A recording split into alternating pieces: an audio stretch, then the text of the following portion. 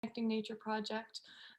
Besides that, outside of academia, I've been really involved with certain tech-driven nature-based enterprises as well.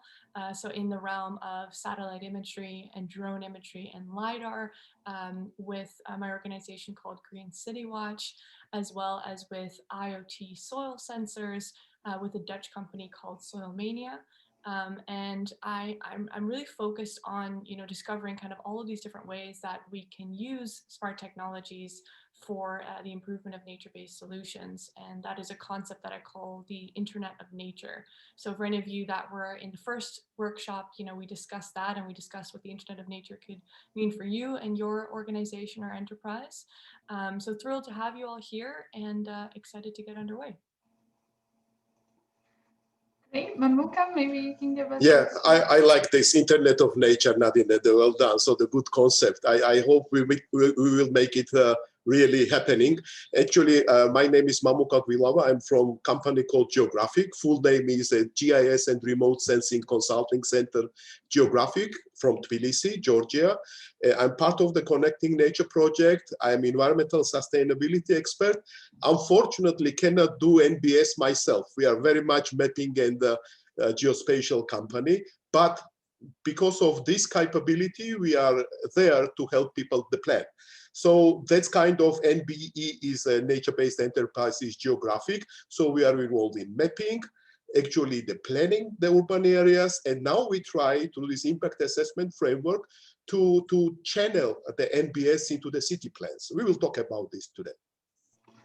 Perfect, thank you everyone. So as you can see, we've got two organizations here that are representing nature-based organizations, and we've got two that are representing nature-based enterprises. So hopefully we'll be able to convey everyone's roles and how we can all help each other in this session. So as we can see here in the results, so it's interesting, most of you are from representing a nature-based enterprise, which is what we were hoping for, but there's also some that are not MB or MBO, so that would be interesting to see exactly what has led you to come to this workshop and what interests you have. So yeah, maybe Rania, for the people that selected neither, they can just drop a note in the chat box to just explain who you're representing. We'd be very curious. Great. Yeah, please go ahead and do that. Thank you, Nadina.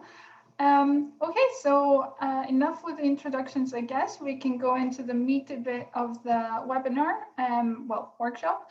We're going to try and describe the impact assessment framework that has been developed and see how MBOs could be involved in this and what MBs can help with. And after that, we're going to describe this tool that we are trying to develop that's based on that framework and get your views on that as well. So I will just pass this to David, who will be able to introduce you to the framework and the work that he has been doing.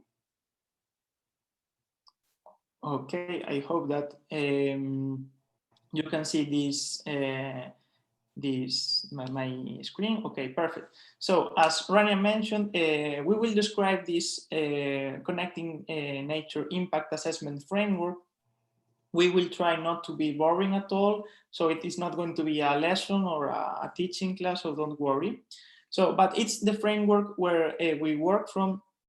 And we hope that from this framework, there will be some opportunities for the MBEs. So that's one of the goals of this webinar, to see where the nature-based enterprises can have opportunities in this framework. So, as I mentioned briefly before, in order to know if an NBS has been effective or not, we have to do an impact evaluation. For sure, some of you are very familiar with this, maybe you work in these issues, that would be great.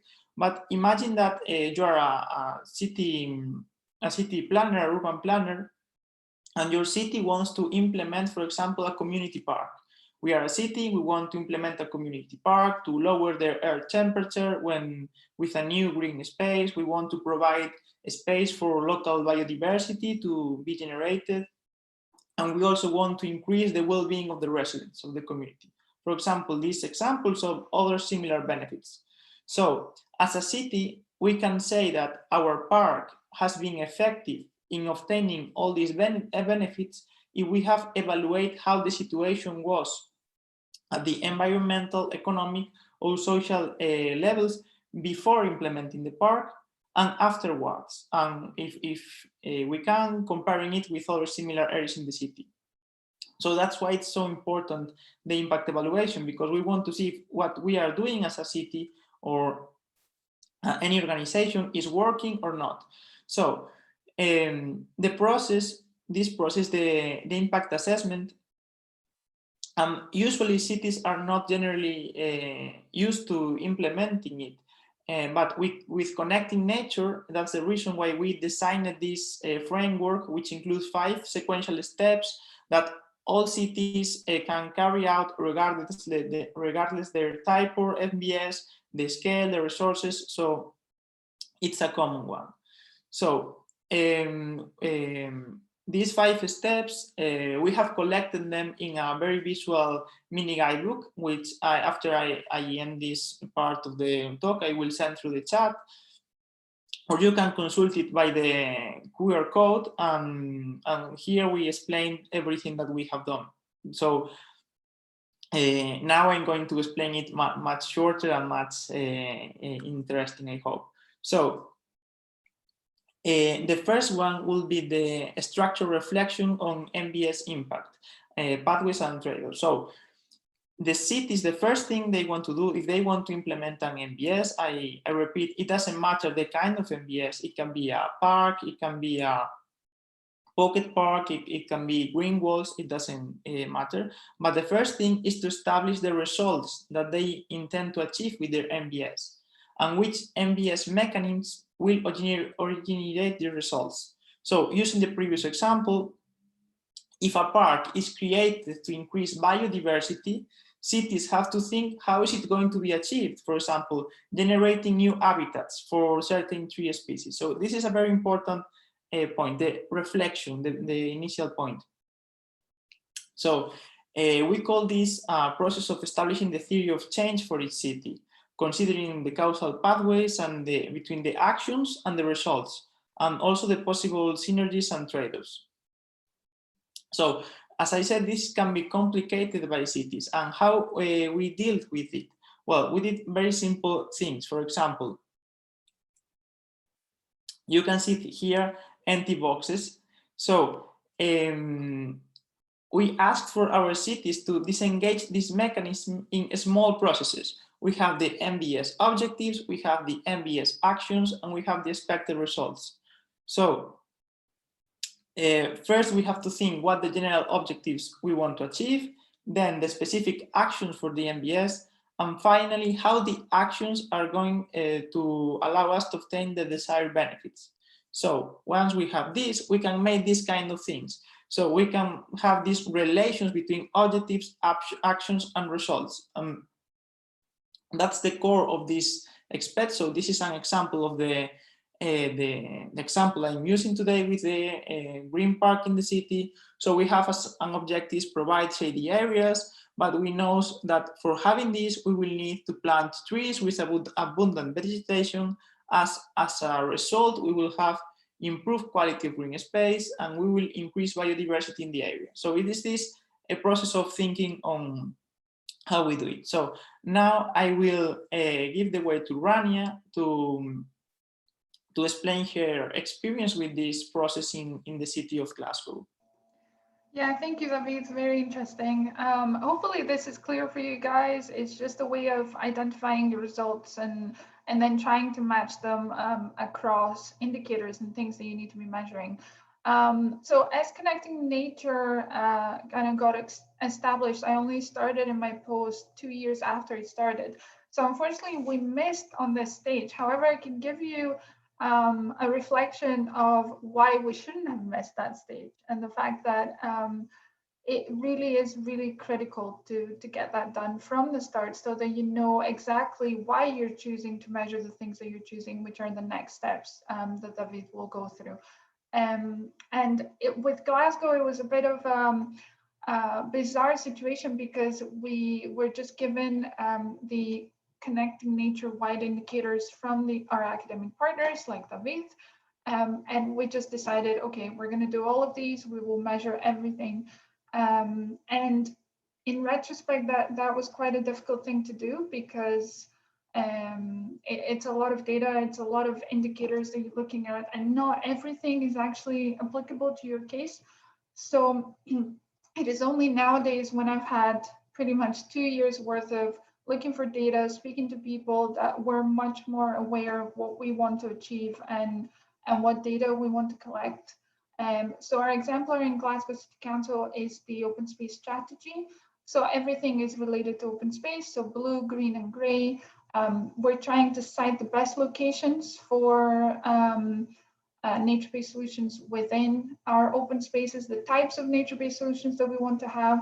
So for example, one of the indicators, because it's a European-wide project, one of the indicators had to do with mortality because of heat or illnesses because of heat. And if any one of you knows about Glasgow in the UK, we don't really get that much heat. So then it's the kind of thing that maybe we were working on getting initially, but then eventually we realized that's not something that we want to be doing. So in retrospect, I would say following this is really important so that you can get exactly the priorities that you have. We're now helping out with the fast follower cities in Connecting Nature. So these are cities that are kind of learning from us front-runner cities and are trying to replicate the work that we have done. And often they were reluctant to choose indicators because they thought that would be they would be tied by this and they would have to do this. So we've learned quite a lot of stuff from that. And I would say definitely make sure that if you were to do impact assessment, that you do what David has shown and you cross-reference the different categories together before you make any decisions. So I guess this is this stage, and the next one we thought would be the least relevant to nature-based enterprises. It's most relevant to nature-based organizations like universities and institutions such as councils, local authorities, that kind of thing. So we can just move on to the next stage, which I can just describe the experience from Glasgow City Council. If David, you can share again that process diagram. Okay, great. So I have already talked about indicators, so hopefully this is understandable. But basically, once you have kind of reflected on what you want to achieve, that's when you're cross-referencing your results, what you want to achieve with the indicators. So I have sent you the guidebook that was produced very recently, actually, from the University of A Coruña. So this will give you some information there, but basically we have designed a list of indicators that we think are applicable per theme of nature-based solutions. So you're looking at economic, environmental, social cohesion, and health and well-being.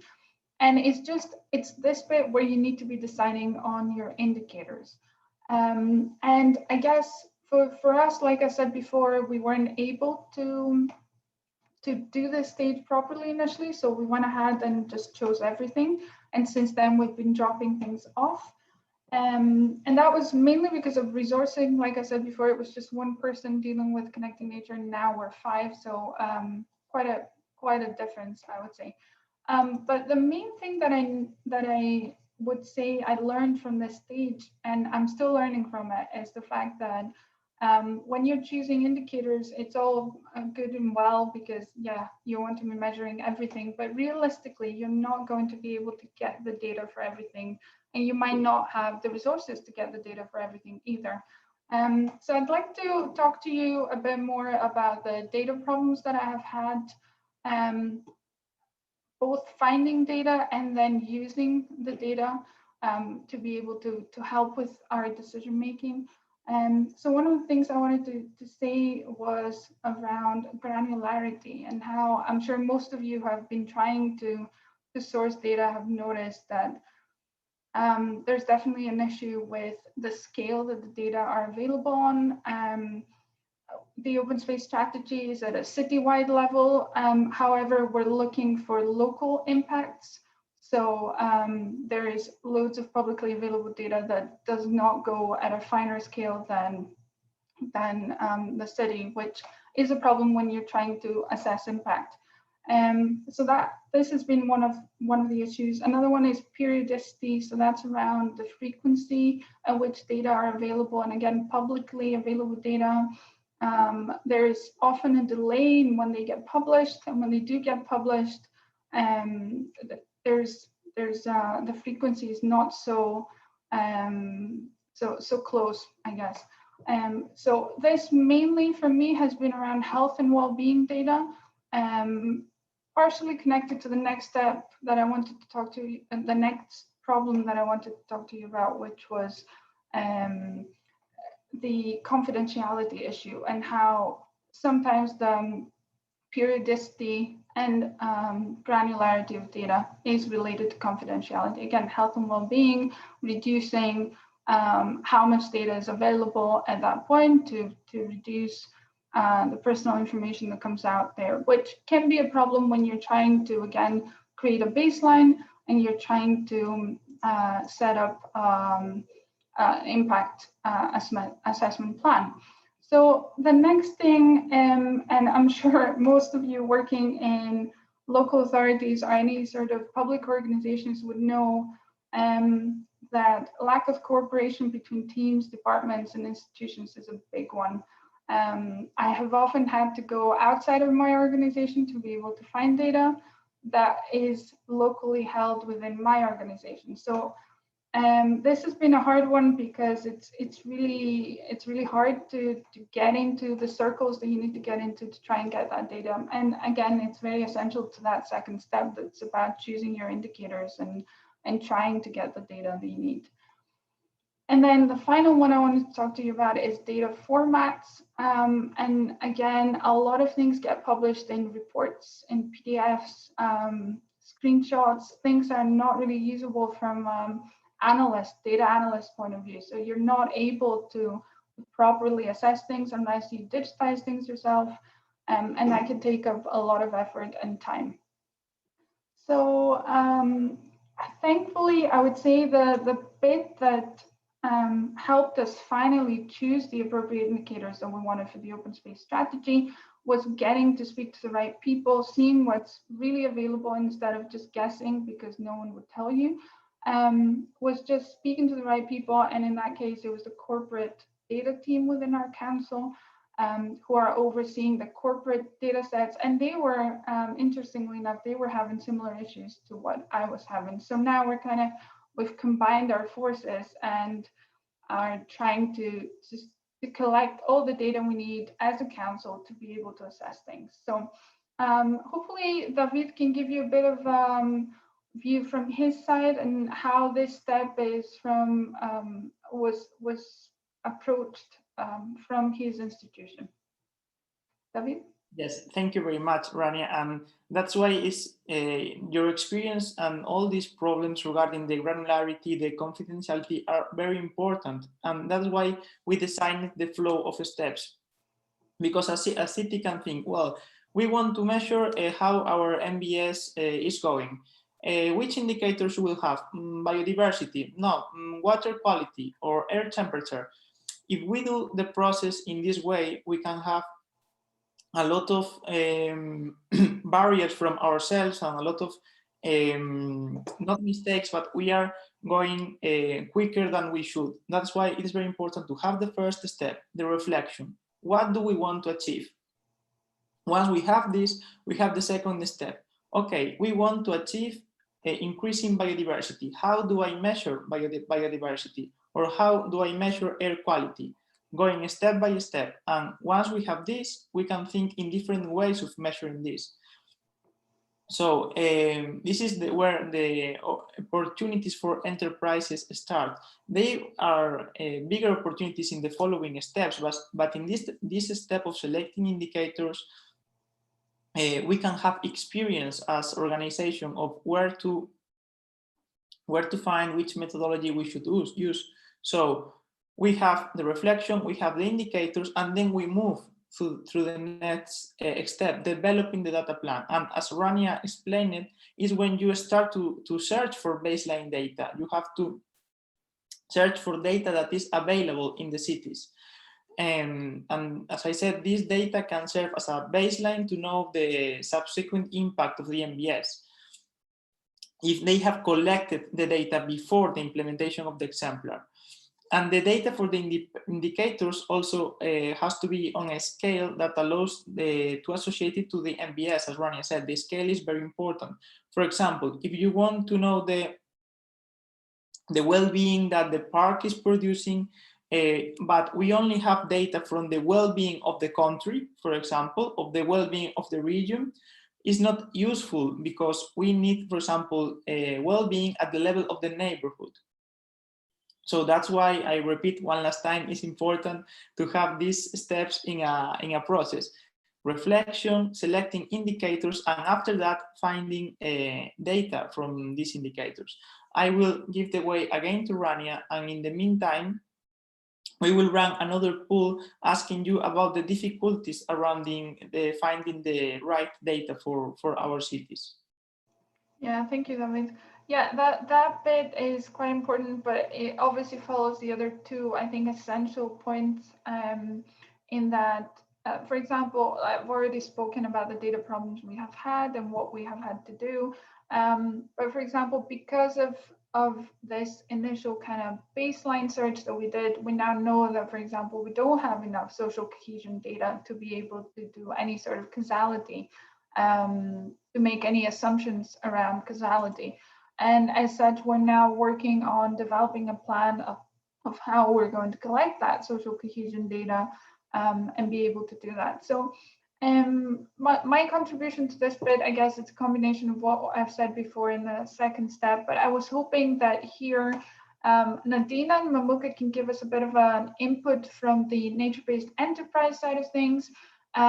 So I would like to ask Nadina to give us her experience, or any other nature-based enterprises experiences she's aware of around setting up these kind of data plans, because we think that's where MBs can get involved. So Nadina, would you like to answer that? Yeah, definitely. So I think when it comes to creating a data plan, it's kind of important to understand that there's already kind of a massive infrastructure out there in terms of open source platforms that may already exist that you can actually get some of this data from. So I think one of the main things that scares people away is this fear of, I realize that I need data, as David was saying, to be able to measure these indicators, but now I have to all of a sudden collect that data. Well, how am I going to go about doing that? So I think that's where open data can play a really exciting role. So I'll share my screen here, and just wanted to show you guys that there's a website here that you may or may not be aware of called opentrees.org. So any of you that are working on data plans surrounding tree inventories, surrounding urban forest management plans, or any kind of tree-based or forest-based, nature-based solution, this is kind of a really important resource to be aware of. So it's definitely not populated for the entire world, but as you can see, where most of us are in Europe, it's very well populated.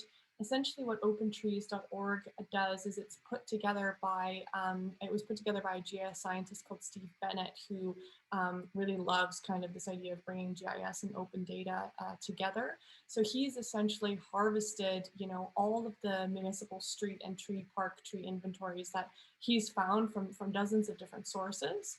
So essentially when you zoom in to one of these, so if we even, might even go to my home country of the Netherlands, as you can see, more as you zoom in, you can essentially see all these tree inventories for all of these different cities.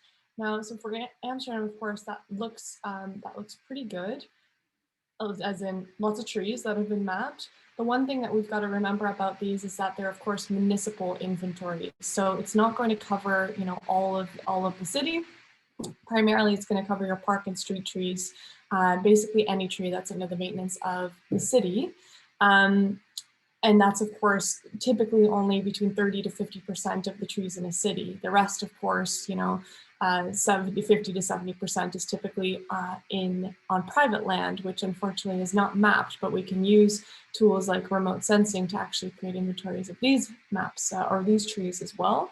So you might wonder, okay, well, I've got this data, you know, what can I do with it? There's another project that we built on top of this. So this was a project under the Connecting Nature project called Diversity. And if I may, I'll just share this, this video with you all. Let me just stop sharing and resharing to make sure that my audio is turned on. Optimize for video clip. Here we are. So this video is just 50 seconds long, so I'll just play it for you guys.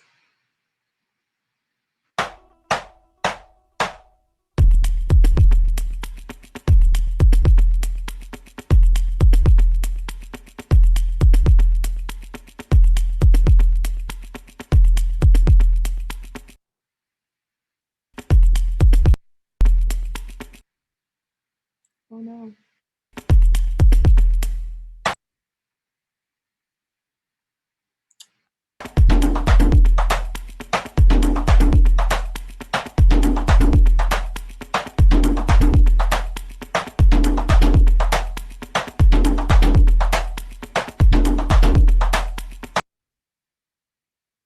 Nearly there. You can do it, computer.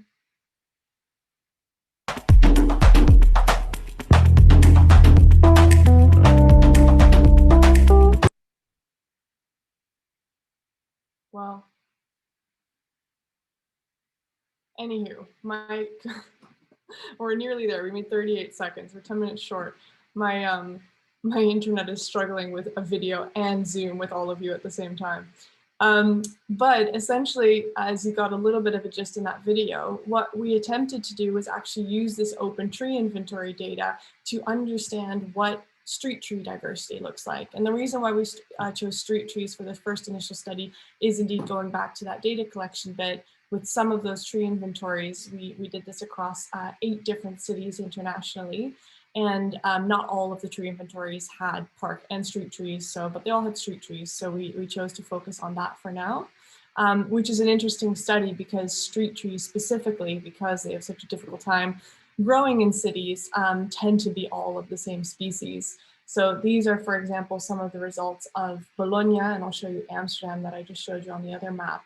So Amsterdam was an interesting one. It was at the same time the only city out of the 8 that we analyzed that actually met a diversity benchmark, meaning that it had at least 10% of the same, or no more than 10% of the same species, no more than 20% of the same genus, and no more than 30% of the same family. And you can see these results here in terms of the most dominant species in the city center and most dominant species outside of the city center. And the reason why we tried to make this comparison between city center and outside of city center is that we never want these kind of global studies to, encourage direct comparisons between cities. Of course, it's very difficult to compare trees for historic, climate, and weather reasons across one another. So that's why we chose to do this almost inter-urban comparison. So that's just one idea for now, and I'll leave it at that for now in terms of how you can go about really utilizing all of the open data that's already out there, whether that's OpenTreeMap, like the one I just showed you, but also another, of course, for the GIS lovers out there, OpenStreetMap is another really interesting, volunteer-based open source data source that can really kind of offer the means for all kinds of interesting analyses. Great, thank you, Nadina. Amazing work as always. I suggest you guys, I recommend you go in and you have a look at the work that she's done. Everything is open source, so you'll be able to download the script and everything that she has developed with her partners as well. So Mamuka, do you have anything to say around this? Yes, actually, my personal maxim, I thought it's my invention, one map is worth 1,000 words. But now Nadina, with this short video, please look at it out of Zoom, is one video is worth 1,000 maps, because you can really see the whole idea of what data can do. But of course, you notice that Nadina shared the map, but it was not available. These are beautiful, very detailed map. A lot of effort goes into it from the communities, but it's not available everywhere. Let's say in my country, it's not available. Therefore, you go to municipality, you do some plans for them, and you really want to give them the idea of what data is. So they, of course, they have some databases they are not aware of. Rania talked about this. Sometimes they discover their own data with you. So therefore, you need some demonstration.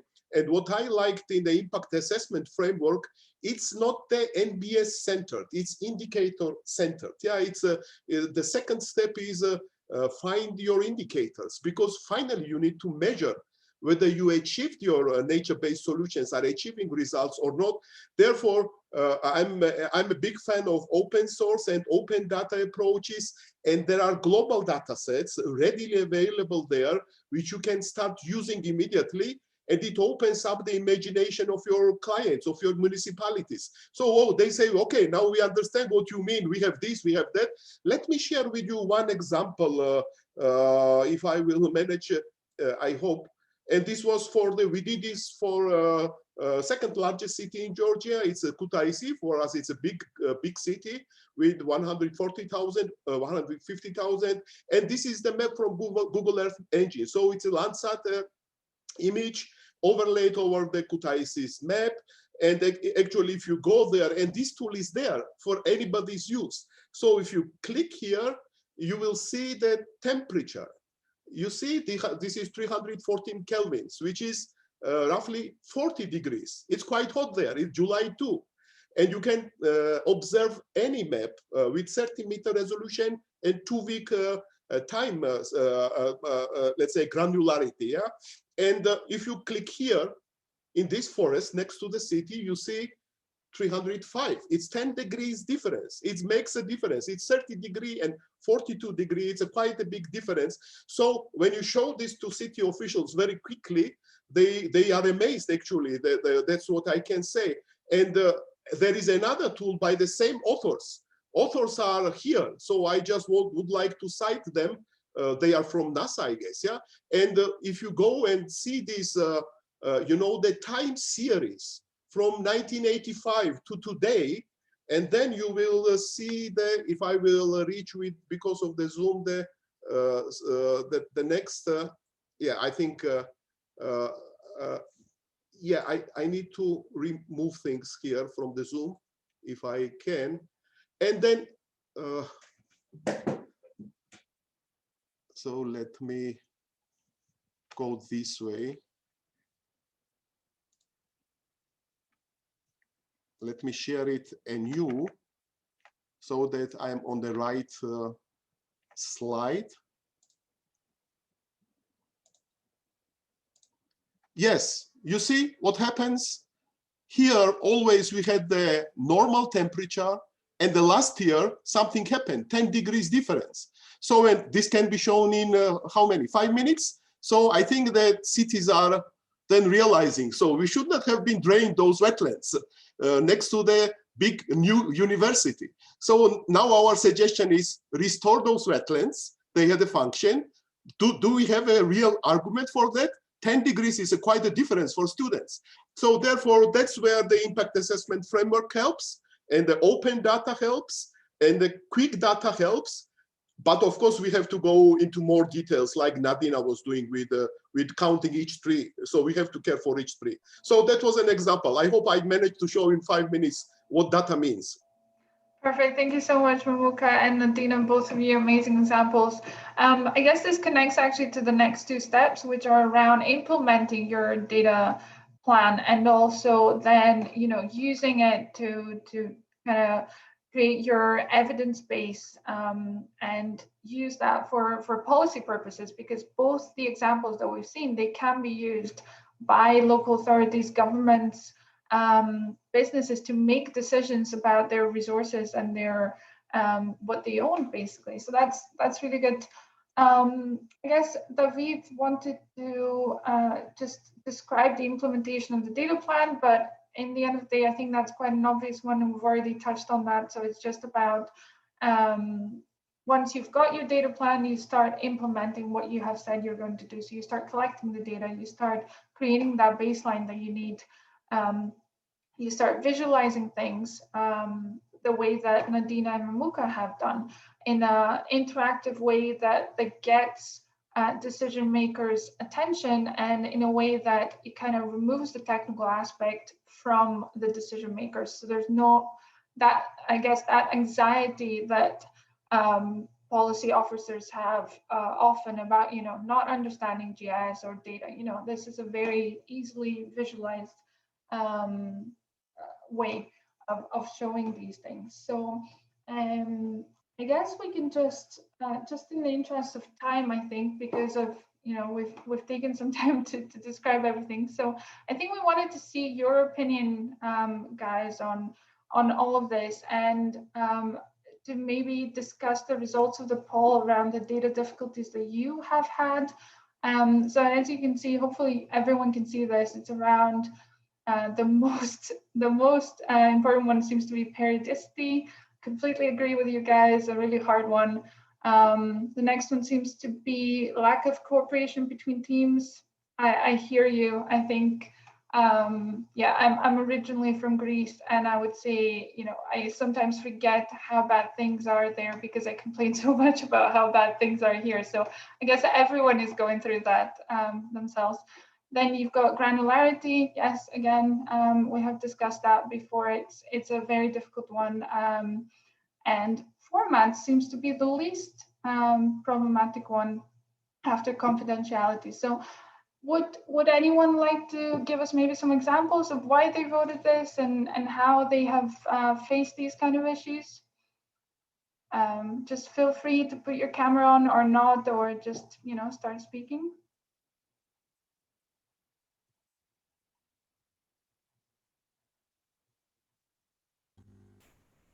Hi, Thomas. Hello. Hi there. So thanks for the big overview. It's good to see a lot of new advancements with GIS. When I was a student, it was less available, and open source was less of a thing that everyone can touch. I would like a little bit move away from GIS, and the reason is because I work with wetlands and with urban stormwater that is really getting problematic. The climate change also, but it's originally also problematic because of the not separation of the waste and stormwater streams. And the problem there is this is something that can be solved with GIS, so it needs a local point-like and very planned measurements in the future. I think in the UK it's CSO, combined sewer overflow, is a topic that is touched, and I voted for periodicity as the biggest issue, but actually I would like even add that the non-existence of data, or not knowing who has the data and where the overflows actually occur, can be also a problem. So this is something to, yeah, definitely. Yes. Yeah, no, I completely agree with you. Like I said before, the social cohesion, for example, which is, I guess, it needs to be done through a survey. It's similar to what you're saying. You can't do it in any other way than going and speaking to people. So like you're saying in your example with the wetlands, you need to be doing on-site measurements. And that is actually something we found with the environmental indicators that we have around air temperature. It's usually you've got maybe a few kind of weather stations in a city, and then depending on where they are, you might be able to get a local kind of climate understanding. But then for a citywide measurement, it's a much more complex situation. And obviously, I'm sure you're aware of this, but yeah, one of the issues is money. You don't have the resources to be doing this on a yearly basis to be able to get the proper evidence. So that's where we have teamed up with universities within Glasgow who are already doing similar research. So we have kind of, we said, okay, we'll give you some of our funding, you give us some of yours, and we get this done together. But I completely understand what you mean. So yeah, I guess all of these are interconnected, aren't they? All these problems in that often when you've got a problem with granularity, you've got a problem with periodicity, you sometimes have an issue with confidentiality as well. So it's difficult to deal with them. but yeah, it's I remember seeing in the chat, it was who was it? Sorry, I'm just trying to find the name. Was it Natalie? She was talking about mapping green space and using GIS for that. So that's something that we're working on as well. We've mapped our open spaces, but you're right, you know, not everything can be done through GIS and statistics and things like that. So yeah. Anyone else would like to say anything else around this? Or thank you so much, Tomas. That was really useful.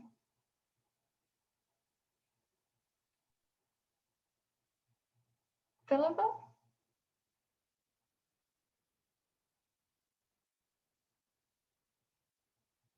Sorry, I think you're muted because I can't hear you. No, still can't hear you.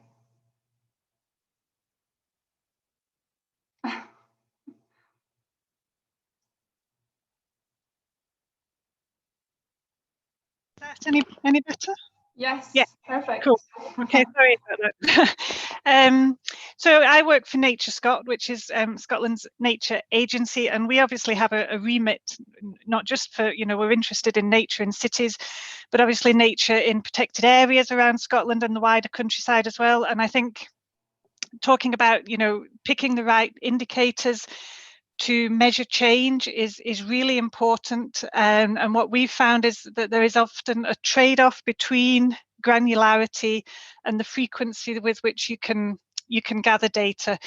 We've tended to, in the past, have habitat surveys that are, you know, really detailed, but hopeless for measuring change because we're not going to go back and resurvey them in that detail again. So we've been working with Space Intelligence, who are based in Edinburgh, to develop a Scotland-wide habitat and land cover map that is repeatable, hopefully on a yearly basis. But of course, that doesn't have the, you know, the granularity and detail of some of our earlier surveys, but it is going to allow us to measure change in broad terms. But I think as well, another important thing to remember is that to get that you know, the data from Earth observation and using artificial intelligence, you do also need the ground data to verify your models and provide training data. So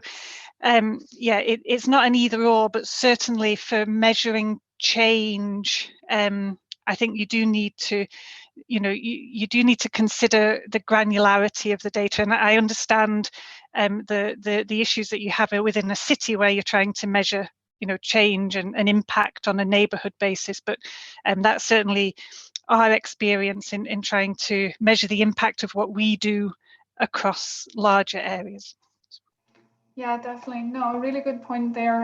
Yeah, I guess the granularity issue is an issue depending on, you know, the scale that you're trying to model things and get things. So yeah, definitely a good point there. Thank you, Philippa.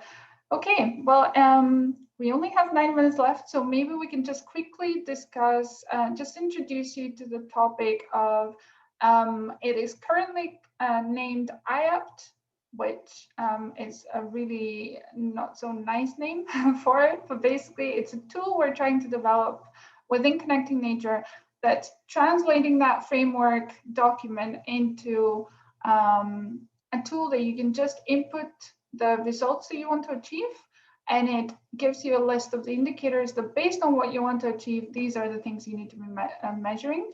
And it also provides you with methodologies, the most common methodologies for trying to get that, to get the data. So we can maybe just quickly with David go through a quick diagram of what it does. Yes, perfect. So as you know, in these 5 steps, there are opportunities for the NBS. So there are a lot of data problems. So there are opportunities helping cities for the data problems. There are also opportunities for finding new data, for implementing methodology. We are experts in environmental or social data analysis. So there are lots of opportunities for enterprises, but we want to make this process faster. So with these 5 steps, we are creating a tool called IAPT, as Rania said, where the city is going to, for example, an online website, and the city is going to select the expected result. So I want to have this result, increasing biodiversity. And the IAPT will suggest the indicator.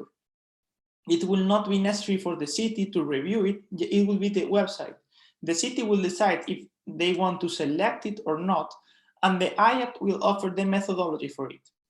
And that's where we want the magic to occur in the final step, because we want the IAPT to connect with enterprise, with the, for example, the Connecting Nature nature-based enterprise platform, because okay, cities will have their plan.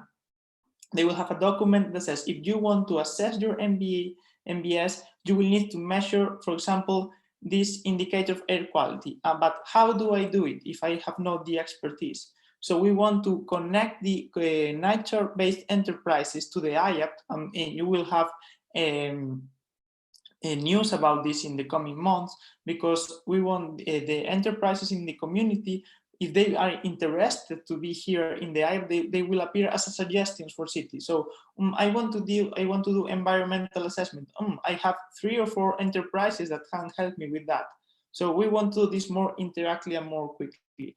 For copyright issues, because we are still developing the IAPT, we can't show a lot of things of the tool. But for example, cities will have to select the benefits in that way. They can select directly in the tool, and at the end they will have the data plan, and they can download it in different formats. I know that there were not many images, but as I said, for copyright issues, but it will be ready soon, and we can show it for all the enterprises. So maybe, Rania, we can have a final discussion of what the audience or Nadina, Mamuka think about this. Perfect. We've got Mamuka back as well. So that's great. Yeah, guys, 5 minutes left. Just wanted to get your views on this. Nadina, Mamuka, the audience, feel free to just raise your hand and speak.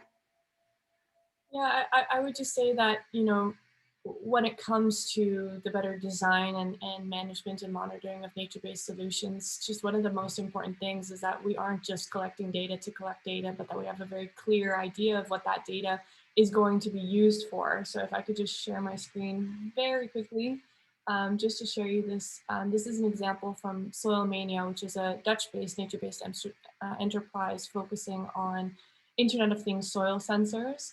So this is the city of Maastricht in the south of the Netherlands. They've got some 43 odd soil moisture sensors deployed across the city. And this just rapidly at a glance gives you an indication, you know, this moisture is fine. These are, the blue ones are too saturated, the red is critically low, and the orange is getting critically low. So just to give you an idea of, again, this is all just hosted on OpenStreetMap, very much open source. In terms of visualization, but I think, you know, let's not forget the importance of that visualization component, which is eventually going to translate to more informed action. And I think that's really what we got to be gearing up towards if we really want, you know, these smart technologies to work for us rather than just using them to use them. Yeah, absolutely, Nadina. Very good point there. Just the collecting data for the sake of collecting data is never a good idea, and it won't be repeated. And I guess what Tamas was saying before, you know, and Philippa as well, you know, you won't have the resources to read something unless it is useful and you can prove that it's really working for you. Mamuka, would you like to add anything? Yes, actually, it was a good example. So my internet disappeared. So look like I lost all data, all the connections. So we are so much connected now. And I would like to elaborate about the, again, impact assessment framework, and also the how useful the tool would be when internet is available. Let me share what we are trying to do with a very straightforward tools like the Microsoft Office or whatever, yeah, the Word. And so this is the description of the city, and this is our objectives, and then it goes to indicators. You see, it's quite a complicated series of things, and example indicator I demonstrated. So my point here is it's really useful to have this kind of tool, because it will make life easier. So you will use all the the strength of the connectedness and the online tools and open the source tools, so they're available. So you can select from the range of indicators, you can select from nature-based solutions, the range of solutions. And I'm thinking about the city I'm working for to develop the NBS implementation plan. So this tool would really help us to make it more interactively, not to think about the small technical things, but to pick up the whole experience which exists there, including with the data and indicators, because finally this is the key to demonstrate your success. Therefore, yeah, very much looking forward, David, what will come out of our tool. Let's try to make it useful so that you generate your results in a the decision maker friendly format, so that they can see, okay, you would like this kind of plan, here is the solution. You would like this kind of plan, here is the solution. So this would help very much. Absolutely. Thank you, Mamuka. Yeah, apologies, guys. We were hoping for a bigger discussion, but it seems, yeah, we were ourselves, I guess, interested in this quite a lot. So we talked a bit more than we expected. I'm not sure how to pronounce it. Is it Angus? You showed your camera before, so I assumed you wanted to say something. If you want to come in quickly, we've got 1 minute. No, it's okay. Just logging on. Perfect. Okay. Well, thanks everyone. Hopefully this has been interesting for everyone. Apologies again for the short time. I think we can all speak about this for hours and days to come. We are recording this, so it will be available, so no worries. Also, any links or anything that was discussed during this will also be sent to you, so you'll be able to access anything after this. Panel members, anything else you would like to say just before we close off? Okay, well, again, thank you so much, guys, for coming in and for taking the time to listen to our story. Please watch this space. Hopefully, IAPT will be available soon, and everyone can benefit from this. So thanks again, and have a nice afternoon or evening wherever you are. Thank you very much.